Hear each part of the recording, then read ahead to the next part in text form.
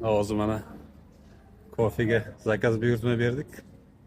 Ko'raylikchi qanaqa bu. Robotimiz tayyorlab beradi kofeni endi. Choy, kofe, napitki. Necha grammi endi bu yerda 220 rubl ekan. Uzoq tayyorlashyapti. Mana ko'zi yonib turibdi, ko'ryapsizmi ko'zi? Mana bu yerga tushirib beray ekanman. Mana kelyapti. Nima kutyapti? Qo'y na место.